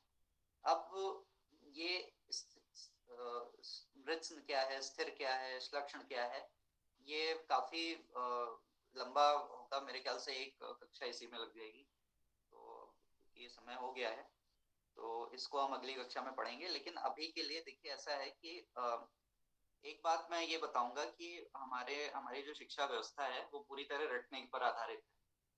तो इससे हम लोग पीड़ित हुए। तो अब हम लोग ये कहते हैं कि रटना ये तो बेकार बात है, हमें समझना चाहिए, सिर्फ समझ के पढ़ना चाहिए।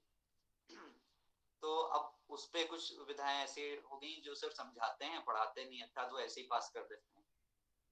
वहां पे अनिवार्य रूप से पास किया जाना प्रारंभ कर दिया है, विदेश में भी कई देशों में हो गया। तो हमारी जो शास्त्रीय परंपरा है उसमें यह है कि दोनों बातें आवश्यक है। कुछ चीजें हमें कंठस्थ भी करनी है और उसको समझना तो है, सिर्फ समझ के भी नहीं होगा और सिर्फ रट करके भी नहीं होगा। तो हमें कुछ चीजें रटनी है। जैसे कुछ जो प्रधान प्रधान श्लोक हैं जहाँ पर इनका क्रम बताया गया है, ये सब हमें, अगर हम वास्तव में इसके आयुर्वेदज्ञ बनना चाहते हैं तो हमें ये कंठस्थ होना चाहिए। तो जिससे ये सारे श्लोक मैं आपको भेज दूंगा जो आपको कंठस्थ होना है। तो अभी कुछ चीजें जो हमने देखी, जैसे कि कोष्ठ क्रूर क्या होता है, कोष्ठ मृदु कैसे होता है, कोष्ठ मध्यम कैसे होता है, ये हम अभी समझेंगे। लेकिन समझने से पहले हम इसको कंठस्थ कर लें, तब समझना भी आसान होगा। वैसे ही हमने यहाँ पर इनके गुणों को देखा, तो अभी हम इसको समझ नहीं रहे हैं कि गुण क्या क्या है, खर क्या होता है, मृत्स्न क्या होता है और स्निग्ध क्या होता है। लेकिन हम इसको कंठस्थ कर लें, फिर हम समझते हैं इसको। तो आज हम इसको कंठस्थ करेंगे, ये आज हम सबका गृह कार्य है और कल हम इसको समझेंगे। तो अब कल आप सबने पढ़ा होगा पृष्ठ संख्या 45 तक। तो उसमें किसी को कोई प्रश्न है, या जो आज अभी पूछा उसमें किसी को कोई प्रश्न है तो वो बताएं। भैया हम एक चीज पूछना चाहते हैं कि जो आप ये बता रहे थे त्रिदोष, त्रिदोष जो बता रहे थे, और एक तरफ तो मतलब त्रिदोष का मतलब ये है कि तीनों दोषों युक्त, या क्या मतलब है कि तीनों दोषों से मतलब जो जिसके समान होते हैं दोष वो त्रिदोष है, या समान होगा तो कहेंगे दोष साम में। अच्छा, दोष शाम में। तो एक तरफ आप मतलब दोष मतलब तीनों दोष, दोष मतलब तीनों दोष, तो क्या ये उत्तम है? मतलब हम समझे नहीं, आप मतलब बीच में कह रहे थे ना। समान है। आपका वात, पित्त और कफ ये तीनों समान है, तीनों बैलेंस्ड है। तो ये आपकी प्रकृति उत्तम है। और प्रकृति नहीं भी है, मान लीजिए मेरी वात प्रकृति है, तो मेरे कफ और पित्त जो समान है, वात बढ़ा हुआ है, तो मैं वात को किसी तरह कम कर लूं। या दक्षिण भारत के कुछ संप्रदाय होते हैं, वो कहते हैं कि पित्त और कफ को भी बढ़ा करके वात के बराबर ले आए। तो इस तरह से यदि मैंने कर लिया तो मैं कभी फिर रोग से ग्रस्त नहीं हूँ।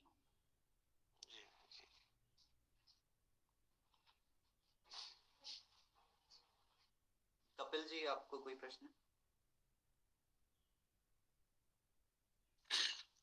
कुछ प्रश्न थे वो हो गए हैं, वो आपने बताया स्पेन के, उससे हो गए सॉर्ट आउट। महेश जी, शुभम जी, कोई अन्य किसी को भी?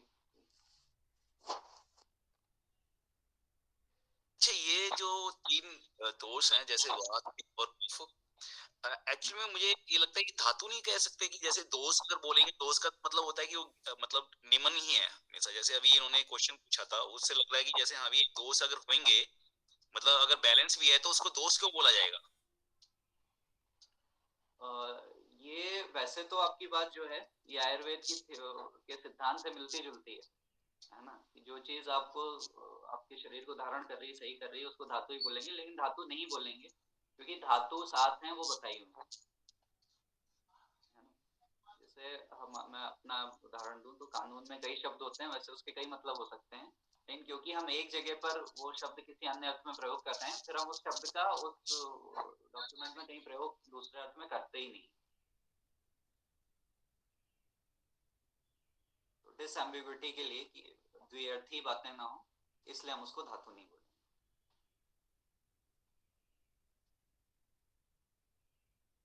महेश जी, आपको कोई प्रश्न है?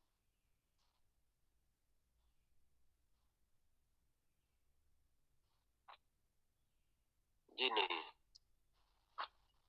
बहुत विस्तार पूर्वक आप समझा रहे हो। काफी पढ़ा है आयुर्वेद पहले भी, लेकिन इस उद्देश्य से नहीं पढ़ा, या फिर अष्टांग रिदम को नहीं पढ़ा था। एक कोर्स भी किया था मैंने पीछे 6 महीने पहले, योगा का, ये पतंजलि की तरफ से जो करवा रहे थे, तो उसमें भी काफी अच्छा समझाया था। और मेरी प्रकृति इस हिसाब से कफ प्रकृति की है, क्योंकि मेरे को जुकाम सर्दी बहुत ज्यादा होता है। और इसमें कुछ जैसे ही गलती होती है वो तुरंत फिर कोल्ड का रूप ले लेता है। अच्छा, छोटी छोटी चीजें समझ में आ रही हैं, और पढ़ाए तो मतलब काफी अच्छा हो रहा है कि भाई जो पहले पढ़ा था और अब वो फिर कंठस्थ जैसे कि रिवाइज अच्छे से हो रहा है। देखिए योग जो होता है, योग अलग है और आयुर्वेद अलग है। मैंने बताया था वेद में 6 दर्शन है, तो हाँ। उसमें से 2 हैं सांख्य और योग। तो आयुर्वेद जो है वो सांख्य से निकला है, और योग जो है उससे ही आपका अष्टांग योग निकला है, जिसमें प्राणायाम होता है, योगासन होते हैं, और भी जो आध्यात्मिक चीजें भी होती हैं। हाँ, उन्होंने अष्टांग हृदय करवाया था थोड़ा सा, अच्छा, तो उसको शुरुआत है, तो ये इतना तो ठीक लग रहा है अभी तक तो। ये दोनों चीजें परस्पर विरोधी नहीं है आपस में, एक दूसरे की हाँ, पूरक, लेकिन हमें भेद होना चाहिए कि ये अलग दर्शन का भाग है और ये अलग दर्शन का भाग। विवेक जी, कुछ आप जाते जाते कुछ आप भी ज्ञानवर्धन करिए हमारा। क्या मतलब भैया बिना योग के केवल मतलब सांख्य दर्शन को ही अगर अपनाया जाए तो मतलब स्वस्थ व्यक्ति मतलब आराम से अपना बिना रोग के ये जो तीनों वैदिक दर्शन है, ये तीनों मार्ग हैं आत्मज्ञान को पाने के या परम मोक्ष को पाने के, कि हमें दोबारा पुनर्जन्म न लेना पड़े। जी सबकी अपनी अलग अलग धारणाएं हैं, अपने अलग अलग प्रत्येक, क्योंकि 2 व्यक्ति एक जैसा नहीं है, ठीक है, तो हर किसी के लिए एक ही मार्ग संभव नहीं, तो इसलिए अलग अलग व्यक्तियों के लिए अलग अलग मार्ग भगवान ने शास्त्रों के माध्यम से प्रकाशित किए, कि जिसको जो उचित पड़े, जिसकी बुद्धि और जिसके पूर्वाग्रहों के अनुरूप जो उस मार्ग पर आगे बढ़ सके। तो मतलब इसी किसी तरह भी एक मार्ग से वो अपना चल सके, जो महातामसी है उसके लिए भी वामाचार मार्ग है और अन्य मार्ग तांत्रोक्त मार्ग है। तो वैसे तो मांस खाना निंदित है, पाप का कारक है, लेकिन जो खाए बिना नहीं रह सकता उसके लिए भी चीनाचार और अन्य संप्रदाय हमारे यहाँ बने। जैसे तिब्बत आदि में दिव्य चीनाचार और महाचीनाचार संप्रदाय था, कालांतर में लोग बौद्ध धर्म में परिवर्तित हो गए। तो ऐसा है कि परिवर्तित होने का कारण ये था कि उस समय राजा ऐसे थे और उनके पास उतनी बढ़िया सेना नहीं थी, तो वो उन्होंने धर्मांतरण तो कर लिया, लेकिन वो आज भी शिव जी की पूजा करते हैं, काली जी की पूजा करते हैं। दलाई लामा, जब उसको खोजा जाता है दलाई लामा को, वो पुनर्जन्म लेता है, तो उसको खोज करके लाते हैं और उसके महल में रखते हैं, तो वहां पर नियम है कि उसके बिस्तर के पीछे काली माता की तस्वीर हो। तो ये भी हमारे सनातन धर्म से लिख रहे हैं, लेकिन तिब्बत में अनाज उगता नहीं था तो वो मांस खाते हैं, तो मांस खा करके आप वैदिक उपासना नहीं कर सकते, तो उनके लिए भी तो भगवान ने दिव्य चीनाचार और महाचीनाचार संप्रदाय बनाए, जो कि वेद विरुद्ध मार्ग है, फिर भी वो मोक्ष को प्राप्त कर सकते हैं वेद के विरुद्ध जाकर। निंदित मार्ग, निंदित व्यक्ति जो हैं उनको भी कल्याण के मार्ग पे जाने से नहीं रोका, उनको भी जबरदस्ती खींच के ले आया। ये हमारा सनातन धर्म। विवेक जी, आप कुछ बताएं। पहले तो आप जो कर रहे हैं वो बहुत साहसी कार्य है, मैं तो ये नहीं कर पाता कदापि।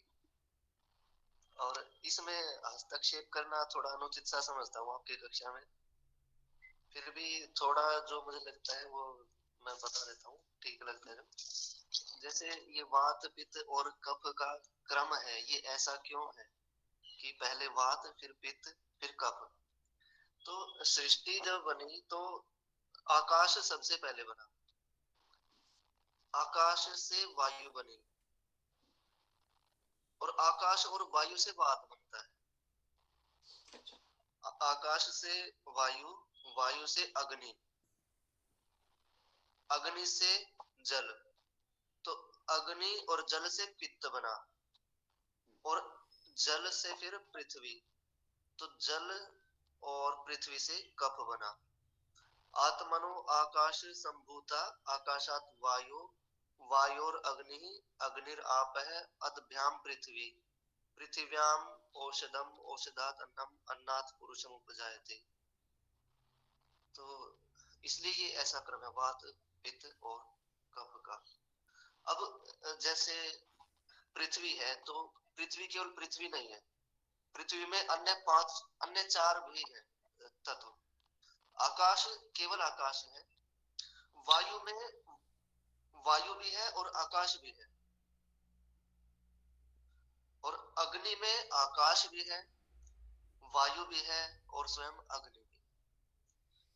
फिर जल में ये चारों चीजें हैं, स्वयं जल भी है, आकाश भी है जल में, क्योंकि जो वाटर मॉलिक्यूल होता है उसमें ऑक्सीजन और हाइड्रोजन, उनके बीच में इंटरमॉलिक्यूलर स्पेस होता है। तो जल में आकाश भी है, जल में वायु भी है, डिसॉल्व्ड उसमें गैसेस होती है। जल में ही पृथ्वी भी है, उसमें मिनरल्स भी होते हैं जल के अंदर ही, जिससे उसकी हार्डनेस डिसाइड होती है, जितने अधिक मिनरल्स होते हैं उतना वो हार्ड होता चला जाता है। और जल में जल तो है ही, तो जल में चारों चीजें, और फिर अंत में पृथ्वी, तो पृथ्वी में ये सब कुछ है। और दूसरा एक शब्द है कोष्ठ, तो जो कोष्ठ है modern physiology, anatomy and physiology में इसके लिए वर्ड यूज किया गया विसरा, विसरल ऑर्गन्स, विसरल ऑर्गन्स जो कि कैविटी में होते हैं, और कैविटी के लिए ये शब्द कोष्ठ प्रयोग किया गया है। जो जितने भी ऑर्गन्स हमारे अंदर कैविटी में है, यानी कि जब ऑटोप्सी करते हैं, पोस्टमार्टम करते हैं, तो ये यहाँ से थोड़े से कैविटी और एब्डोमिनल कैविटी को ऐसे बीचों बीच से काट के ओपन कर देते हैं। ओपन करने के पश्चात उसके अंदर जो ऑर्गन्स मिलते हैं जो कैविटी के अंदर है, खाली उस जगह के अंदर अलग से ही है, उस वो सब, इन सब के लिए कोष्ठ शब्द का प्रयोग आयुर्वेद में पहले से कर रखा है। तो ये एनाटॉमिकल रिसर्च तो 18वीं शताब्दी में हुई है, और ये आयुर्वेद में तो सहस्रों वर्षों से है कोष्ठ शब्द। तो हमारे से ही लिया गया सब, आयुर्वेद से ही हमें पढ़ा रहे हैं अपने नाम से, अपनी लैंग्वेज में।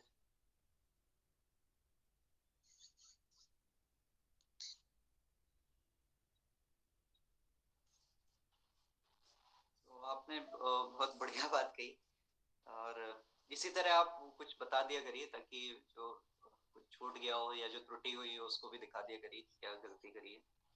तो आपने जो बताया ना कि हम ही से लिया है, ये अब सिद्ध भी हो चुका है, उनके लिखे हुए पत्राचार हैं सब वो उपलब्ध हैं, लेकिन इस बात को कोई मानने को तैयार नहीं। वो लोग मानने को तैयार हैं, हम मानने को तैयार नहीं है। ये है। तो अब देखिए, अगर इसमें वैसे तो हमारा उद्देश्य जो था वो ये था इस स्वाध्याय का कि हम दिनचर्या समझ लें, ऋतुचर्या समझ लें, हम अपना जीवन शैली अच्छी कर सकें, जो हम चाह करके भी हमें अज्ञानवश हम गलत काम करते हैं वो करना छोड़ दें। तो उसके लिए तो अच्छा हो रहा है सब, लेकिन अगर थोड़ा अधिक ज्ञान हो पाए, आयुर्वेदज्ञ भी अगर हम बन जाएं तो अच्छा रहेगा, और उसके लिए ये कुछ चीजें कंठस्थ करना आवश्यक है। तो इस पर सब लोग ध्यान दें, और विवेक जी ने जो बताया था उस पर ध्यान देकर के संस्कृत में भी पाठ करना का प्रयास अवश्य करें। तो करते करते अपने आप स्वतः समझ में आने लगेगा। तो आप आज्ञा दें तो फिर उपसंहार किया जाए, विसर्जन किया जाए। मैं कुछ एक अपना अनुभव शेयर करना चाहूंगा। जी जी। कल क्या हुआ था, कर सकता हूँ क्या? हेलो जी बोलिए हेलो। हाँ, एक्चुअली में कल मेरी श्रीमती जी को ना सर में दर्द हो गया था, तो उसके कारण ना काफी पेन हो रहा था। तो मैंने क्या किया था, अजवाइन होती है ना, जो आपने बताया था कि हाँ भी गंध चिकित्सा होती है, तो अजवाइन को मैंने तवे पे रखकर उसकी स्मेल को उसको दिया था, तो इंस्टेंट ना काफी रिलीफ मिल गया था उनको। बहुत अच्छा रिलीफ मिल गया था कि हाँ भी उन्होंने कहा कि मुझे काफी अच्छा रिलीफ लगा है। तो फिर उसका तो उनको थोड़ा सो गई थी, तो सर का दर्द काफी सही हो गया था मतलब। तो मतलब ये आपने ही बताया था कि कुछ गंध चिकित्सा वगैरह होती है जिससे धुआं वगैरह दिया जाता है, तो उनसे जो शूल होते हैं हमारे काफी इफेक्टिव हो जाते हैं। तो मैंने ये कल ट्राई करके देखा था, तो मुझे अच्छा लगा। बढ़िया, यही इसका उद्देश्य ही है कि हम जो पढ़ रहे हैं तो हम ये, अब इसका बड़ा सरल सा उपाय है कि वो सैरिडोन की गोली आती है, खा लो। ताकि वो हमेशा के लिए हो जाए। अभी एक बार हुआ, एक बार हो गया ठीक हो जाता, फिर हमेशा हो ना। क्योंकि देखिए व्यापार वो अच्छा होता है ना जो बार बार आपके पास रिटर्न कस्टमर है। तो आयुर्वेद जो है वो बहुत बेकार चीज है, क्योंकि इससे आपके पास ग्राहक बार बार नहीं आएगा। अच्छा, इसमें एक चीज हो रहा है कि जैसे दिनचर्या में ना कुछ एक टिप्स आप, जैसे हमारी जो कक्षा होती है उसमें एक टिप्स डेली दी जाए, वो भी बेटर रहेगा कि हाँ भी दिनचर्या में इस चीज को जोड़ें। देखिए ये सब मैंने है, लेकिन ये पहले जो ये सूत्र स्थान है ना, इसको हाँ पढ़ लिया जाए। ये बेसिक चीज है, जब तक ये नहीं समझेंगे आगे होगा नहीं। वैसे अगला अध्याय जो है, अगला अध्याय दिनचर्या है। ठीक है। सबसे पहले उन्होंने भी यही कहा कि पहले आप दिनचर्या अपनी सही करिए, नहीं आप इसको पढ़ने लायक भी नहीं रहेंगे। हाँ बिल्कुल, वही वही आपने बताया ना कि वो उसको सूंघने से आपको लाभ हुआ। जैसे कि तीक्ष्ण ये सब चीजें हैं, ठीक है। तीक्ष्ण क्या होता है? जो अपना सुप्रभाव या दुष्प्रभाव तुरंत दिखा दे, वो तीक्ष्ण होता है। तो किसी औषधि को तीक्ष्ण कैसे किया जाना है? जैसे कोई भी वस्तु सूक्ष्म होगी या स्थूल होगी, तो जितनी सूक्ष्म होगी उतनी अधिक वो आपके अंदर प्रविष्ट हो पाएगी और अपना लाभ दे पाएगी, और जितनी स्थूल होगी वो उतना देरी से प्रभाव करेगी। तो स्थूल क्या होता है? सबसे स्थूल पृथ्वी तत्व, या कहेंगे सॉलिड स्टेट, और सबसे सूक्ष्म क्या है? गैसीय स्टेट है, ठीक है। तो यदि आप औषधि को लें और वैसे ही खा लें, तो आपको चूर्ण खाएंगे तो काफी समय में 40 दिन में मान लीजिए लाभ होगा, ठीक है। एक मतलब उदाहरण बता रहा हूँ, अगले दिन भी हो सकता है, एक उदाहरण के लिए बता रहा हूँ। और अगर आप उसका जल में उसको काढ़ा बना करके पियेंगे, ठीक है, तो 40 दिन की जगह कुछ ही समय में लाभ होगा। और यदि आप उसका अग्नि से संयोग करके, उसका होम करके, या जैसे आपने बताया कि उसको गर्म करके सूंघ करके आप उस तरीके से उसका लाभ लेंगे, तो आपको तुरंत उसका प्रभाव होगा। वैसे तुरंत प्रभाव के लिए मैं आपको बताऊं, आयुर्वेद में इंजेक्शन भी होते थे। अभी कुछ वर्षों, कुछ दशकों पहले तक होते थे, और जिन्होंने उसका प्रयोग किया है वो कहते हैं कि ये तुरंत असर करता था। बुखार के इंजेक्शन होते थे, अजीर्ण के इंजेक्शन होते थे, कई चीजों के इंजेक्शन आयुर्वेद में होते थे। सरकार के लाइसेंस से ही बनाए जाते थे, आयुर्वेदिक चीजों से ही बनाए जाते थे। उसमें कोई ऐसा रसायन नहीं मिलाया जाता था, वो प्राकृतिक ही होते थे। अब जैसे भी उसका वो कुछ करते होंगे, थोड़ा बहुत कुछ तो उन्होंने नवाचार किया होगा। तो ये होते थे और इस पर प्रतिबंध लगा दिया गया। अभी आप खोजेंगे तो आपको गूगल पे कुछ फोटोग्राफ्स मिल जाएंगे कि कैसे इससे हो सकता है। तो आयुर्वेद से भी अगर आपको तुरंत उपचार होगा, इंजेक्शन लगेगा, तो एलोपैथी तो मर जाएगी ना, इसलिए इस पे बड़ा आवश्यकता प्रतिबंध लगा। तो वसंत पंचमी का दिन है, एक बार फिर से माता सरस्वती के स्वरूप की कल्पना करके, उनके आसन की, उनके आयुध की, हंस के आसन पर विराजमान है, श्वेत वस्त्र धारण किए हैं, हाथ में वीणा है, वेद की पुस्तक है, और उन्होंने स्फटिक की माला धारण करी। इस प्रकार के उनके रूप का चिंतन करके उनके चरणों में नमस्कार। अब इसमें हम हमारे स्वाध्याय में जो कोई त्रुटि रह गई हो उसकी क्षमा मांगने के लिए हम 3 बार हरि नाम का उच्चारण करेंगे।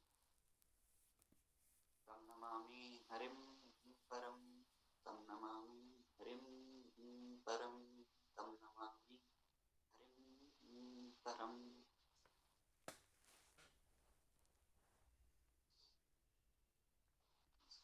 कल इसी समय 7 बजे। भैया ये मंत्र एक बार बता दीजिए, मतलब क्या तम मतलब नमामि, मतलब तम हरि को, नमामि।